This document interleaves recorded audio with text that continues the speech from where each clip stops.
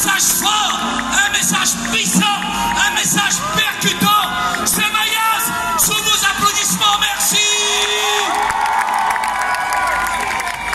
Alléluia.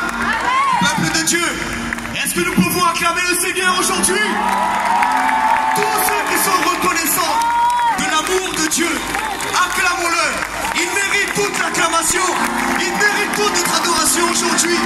Nous sommes ensemble, réunis pour un seul nom, le nom de Jésus-Christ. Alléluia. Nous étions séparés de la gloire de Dieu. Nous étions séparés de sa présence durant des milliers d'années.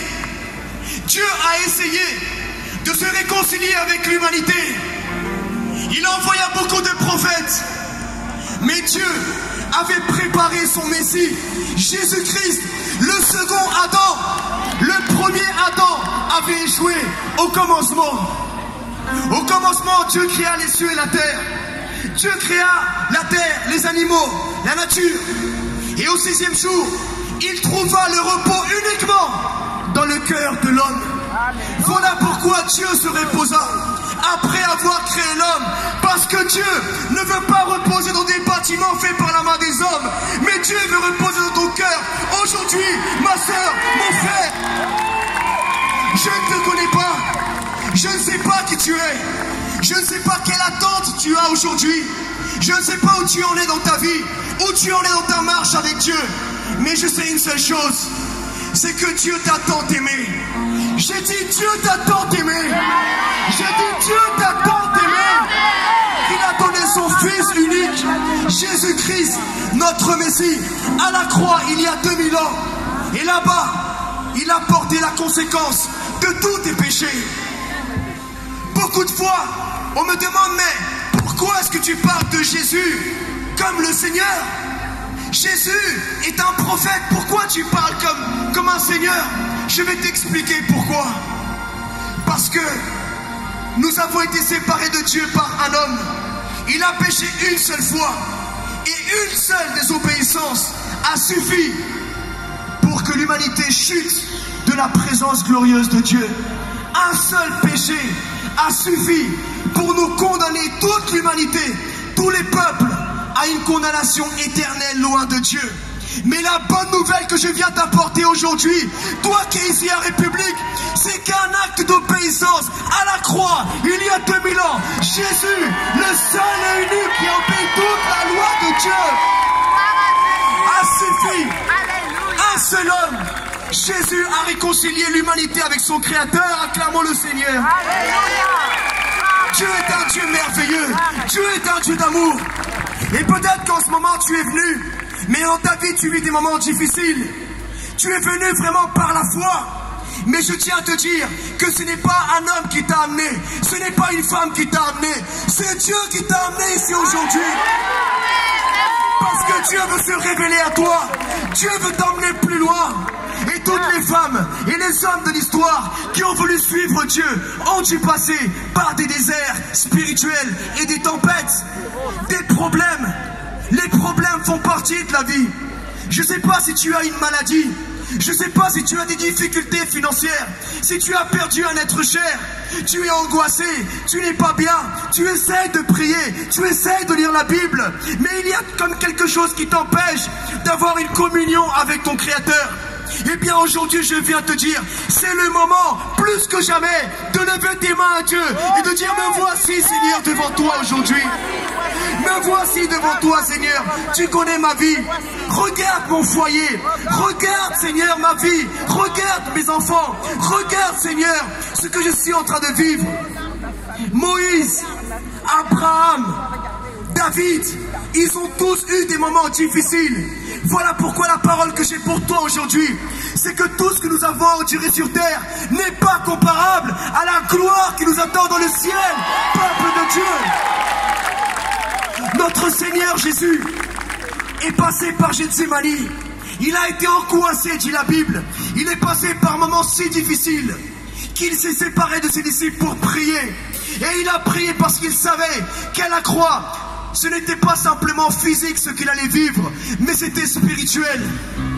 Et là-bas, il a prié Dieu.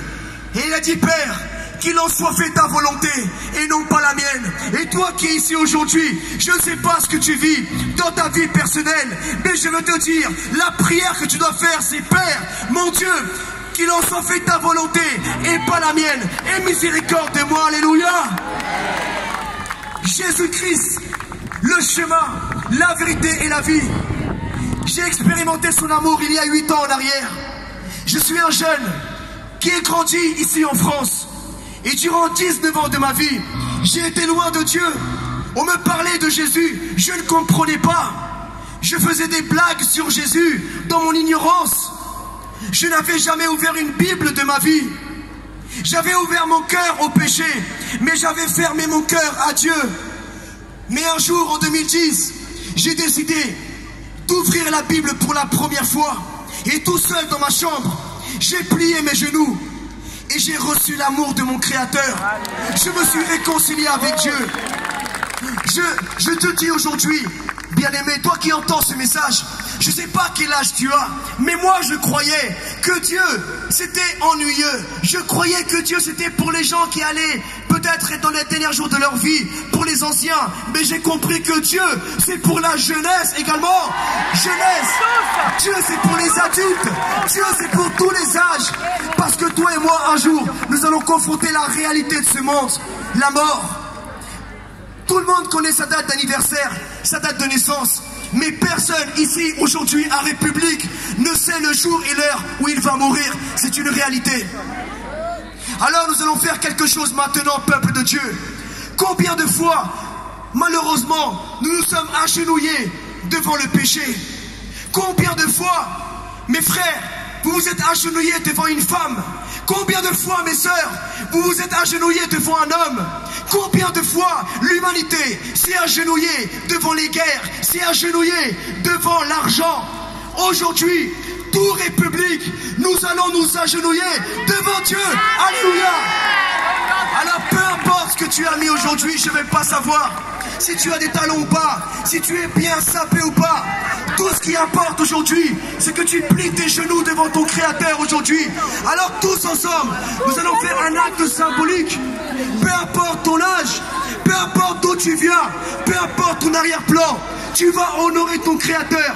Parce que si tu es là, aujourd'hui, à République, c'est que Dieu t'a donné un jour de plus pour que tu puisses te réconcilier avec lui. Nous allons tous faire une prière ensemble. Une prière qui va marquer notre éternité. Alléluia. Alléluia. Nous avons un Dieu merveilleux. La France est aimée par Dieu. Dieu aime la France. Dieu aime tous les peuples qu'il y a en France. Alors tous, levons nos mains vers Dieu, le seul et unique Dieu. Car la Bible dit, il y a un seul Dieu, une seule création et un seul médiateur entre Dieu et l'homme. Et il s'appelle Jésus-Christ. Répétons ensemble, peuple de Dieu. Seigneur Jésus, je viens devant toi aujourd'hui. Je me repens de mon péché. Je te demande pardon, Seigneur. Je crois que tu es le Fils de Dieu. Que tu es mon Seigneur et mon Sauveur. Merci d'avoir pris mes péchés à la croix. Merci pour ton amour. Tu m'as aimé. Tu ne m'as pas jugé. Tu ne m'as pas condamné. Mais tu m'as pardonné. Seigneur Jésus, j'attends ton retour glorieux. Merci Seigneur de m'avoir sauvé. Au nom de Jésus. Et nous disons tous Amen. Acclamons le Seigneur Jésus-Christ. Acclame Jésus. Acclame-le, acclame-le, acclame-le. Alléluia. Acclame-le. Que toute la gloire revienne à Jésus. Regarde ton voisin et dis-lui aujourd'hui, tu vas recommencer avec Dieu. Regarde quelqu'un à côté de toi et dis-lui aujourd'hui, tu vas recommencer avec Dieu parce que Jésus t'aime. Alléluia. Alléluia. Maintenant, vous allez avoir une grande surprise, une belle surprise. Ils ont